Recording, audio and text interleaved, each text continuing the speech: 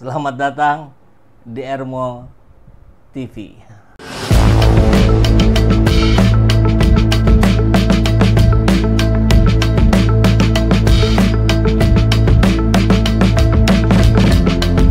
Bersama saya, Saiful Zaman, kebaikan yang terorganisir akan selalu mengalahkan kejahatan.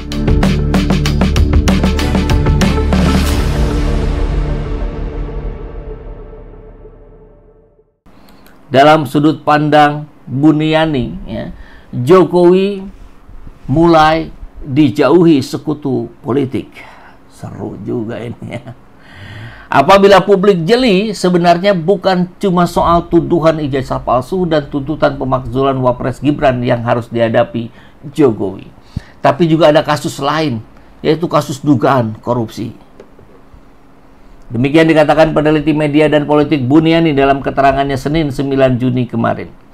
Penegak hukum diantaranya sedang mengusut kasus korupsi Sritek, laptop di Kemendikbud, dan judi online yang diduga terkait dengan keluarga dan kroninya Jokowi. Menurut Buniani, 3 kasus ini membuat Jokowi tidak berdaya dan dikabarkan sakit kulit yang disebabkan oleh gangguan psikologis. Pada potongan video yang beredar luas terlihat Jokowi sedang menggaruk-garuk badannya, tumbuhnya bercak hitam di muka dan leher, serta usaha Jokowi menutupi sakit kulitnya dengan jaket hitam berkerah tinggi, kata Buniani.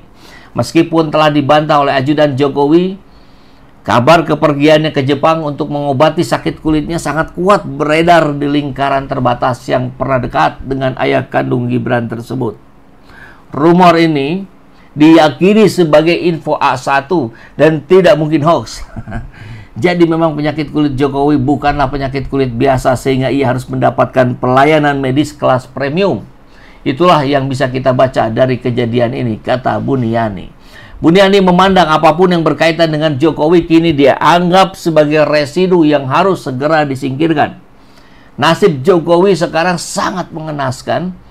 Kawan-kawannya mulai menjauh dan menganggap Jokowi sebagai beban. Nah, mengenai kasus ijazah yang sedang bergulir, tak ada satupun dari DPR yang bersuara padahal mereka telah lama menjadi sekutu politik Jokowi. Jokowi harus mengurus dan membela dirinya sendiri.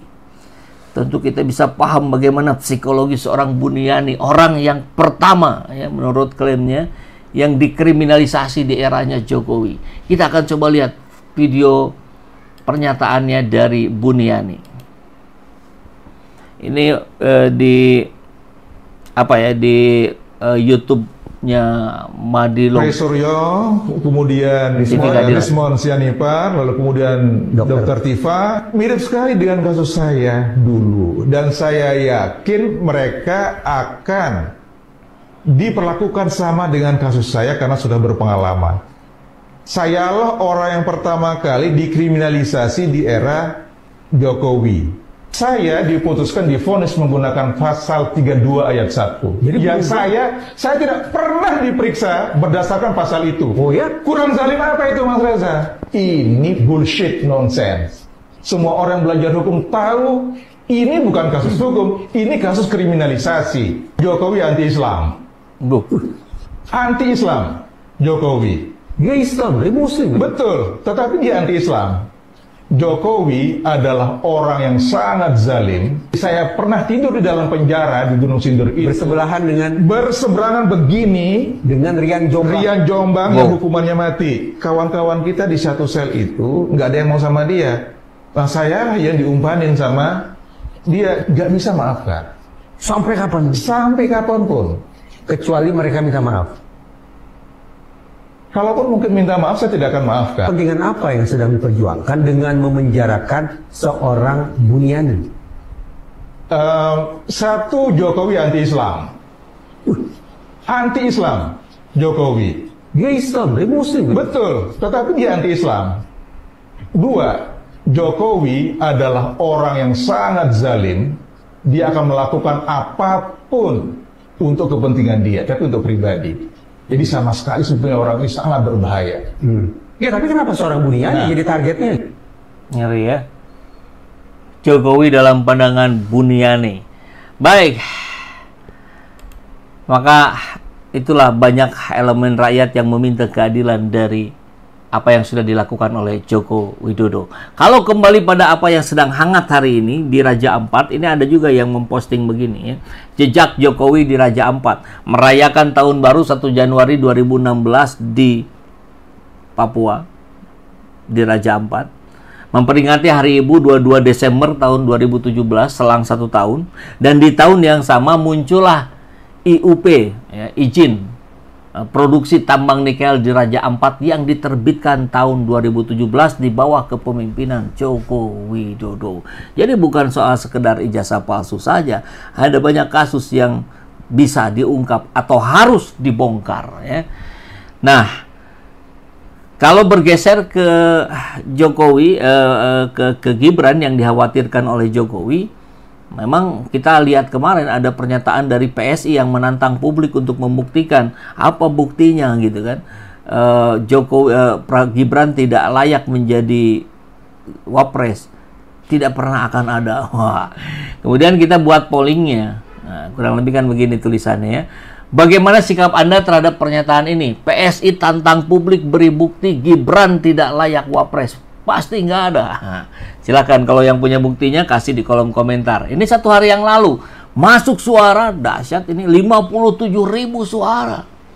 Dan dari 57.000 suara ada yang yakin kalau Gibran layak jadi wapres 6%.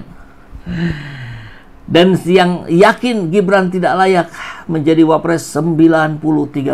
Dahsyat ini bedanya ya. Dan yang tidak peduli 1%.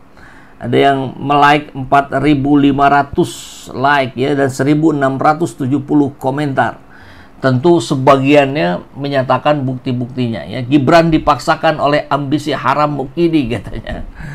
Seharusnya keluarga Jokowi jangan sampai ada yang menjabat dan seterusnya kalau kita lihat ya 1.670 komentar. Ini bacanya seharian pun habis ini. Tapi yang pasti di sini diungkapkan satu persatu. Ada yang menyampaikan 4, ada yang menyampaikan 5 bukti bahwa Gibran tidak layak menjadi wakil presiden, sehingga menyepakati apa yang disampaikan oleh Purnawirawan TNI untuk memakzulkan Gibran secara konstitusional karena surat yang diberikan kepada DPR.